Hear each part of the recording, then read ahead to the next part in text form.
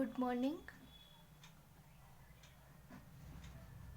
आज अपना new chapter start हो रहा है, Magadha empire and India during the period of kingdoms.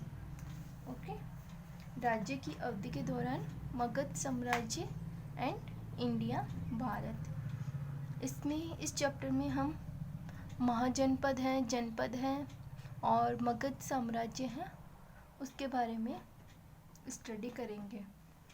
Okay, तो पहले जनपद के बारे में देखते हैं कि जनपद कैसे बने। We have already read that the Aryans settled down in zones of tribes। ये हम पहले भी पढ़ चुके हैं पीछे के चैप्टर में कि आर्यंस हैं वो कैसे सेटल्ड हुए थे और जनजातियों में और जन में। जन जो उनका क्षेत्र था उन्हें जन कहा जाता था, और उसके बाद में धीरे धीरे उन्होंने किस तरह से जनपद बनाया देखते हैं। ग्रेजुअली, धीरे धीरे, these zones grew big and powerful and came to be known as janapadas. जो जन्स थे वो धीरे धीरे शक्तिशाली हो गए और अपने क्षेत्र को उन्होंने और ज़्यादा बढ़ा लिया, वो ताकतवर हो गए थे, तो बाद में उन्हें जनपद कहा जाने लगा।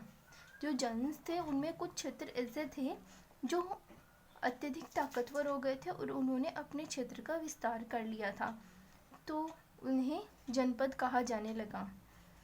The first knowledge about this kingdom is found in the Buddhist book Anguttara निकाय।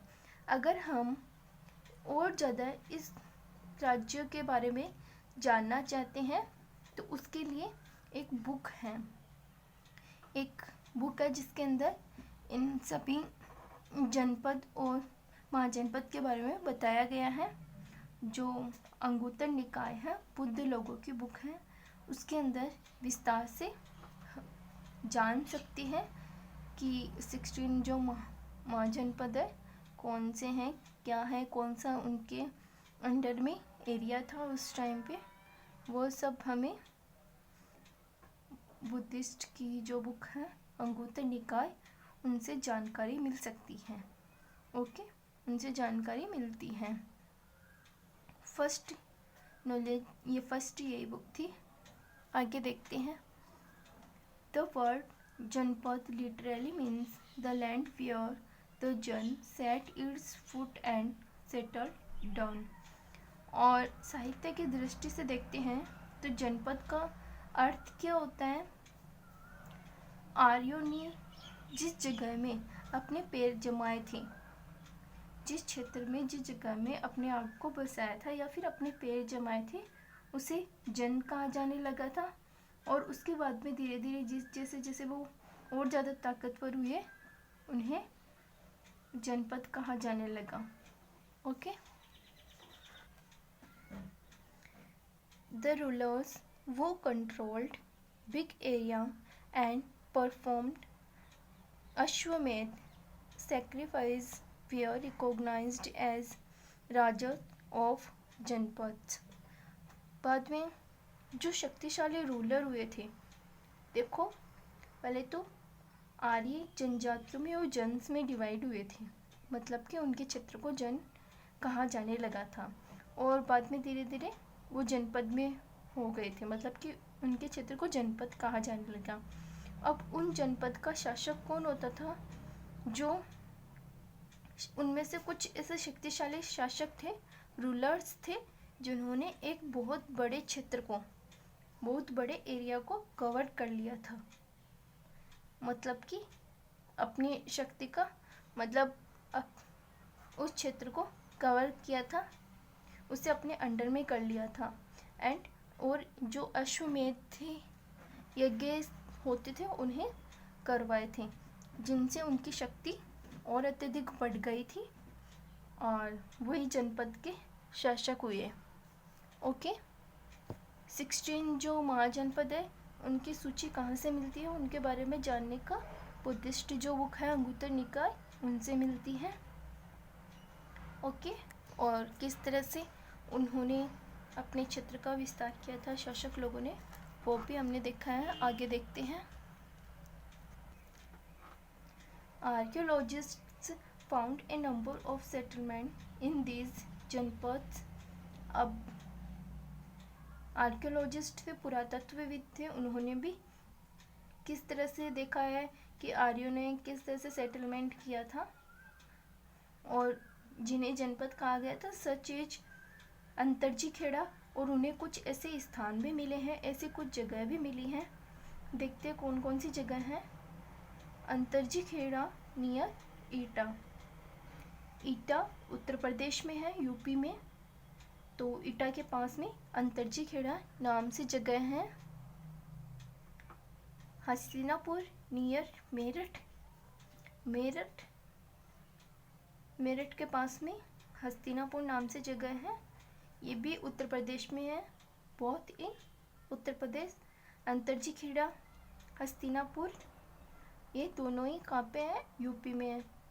जो ये एटा जिले के पास में है, एटा के पास में, और ये मेरठ के पास में है। ओके। एंड पुराना किला इन दिल्ली, और पुराना किला है वो दिल्ली में मिला है। Archaeologists also discovered that people kept cattle and were as other animals and lived in huts। और जो पुरातत्वविद थे उन्होंने ये भी देखा है, ये खोज करी है कि वो लोग मवेशियों को पालते थे, कैटल्स में मवेशियों को रखते थे, और जानवरों को भी पालते थे, और झोपड़ी में रहते थे। ठीक है। उस टाइम के जो लोग थे वो कैसे रहते थे, मवेशियों को पालते थे और झोपड़ियों में रहते थे। ओके। आगे देखते हैं। They also grace several crop like pulses, barley, wheat, rice, सेसम, mustard and sugar cane. और वो लोग कई प्रकार की फसलें उगाते थे। ओके। उनमें दालें हैं, गेहूँ है, चावल हैं, जौ हैं, सरसों है, गन्ना है, ये सब प्रकार की फसलें वो उगाया करते थे। They were good at making earthen pots of grey and red colours. और वो बहुत ही मतलब कि अच्छी तरीके के बर्तन भी पकाते थे, पॉट्स पकाते थे।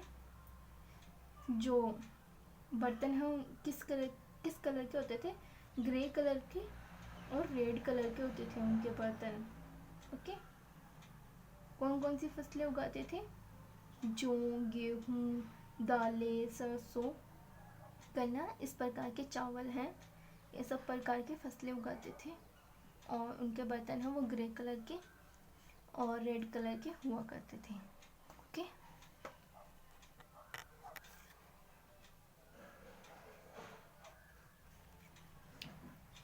आगे देखते हैं। जनपद देख लिया अपने कि किस तरह से बने थे जन से।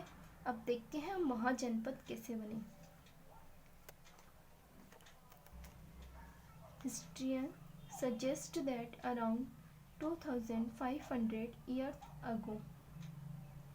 अब जो इनका काल है महाजनपद का जो समय है वो 2500 ईयर्स पहले का है।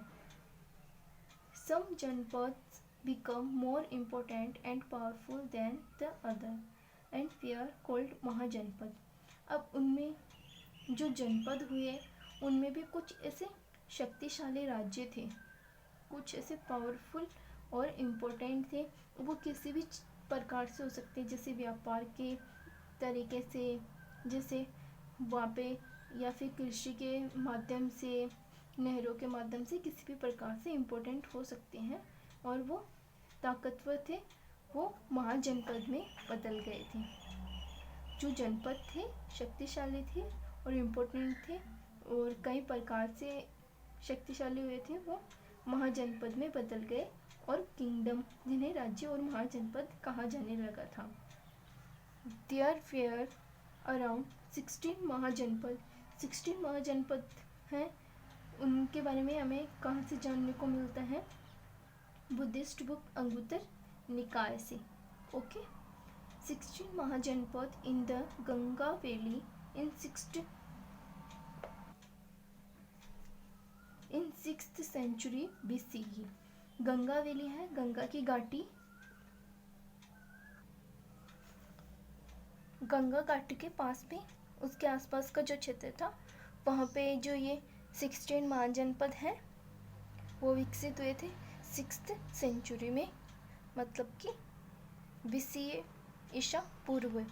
दे वे नेम्ड आफ्टर द रूलिंग, और उनका जो नाम है वो सत्तारूढ़ तरीके से और the most important tribes in the area, और वहाँ की जो इम्पोर्टेंट जनजाति थी उसी के आधार पे उनका नाम, महाजनपद का नाम रखा गया था।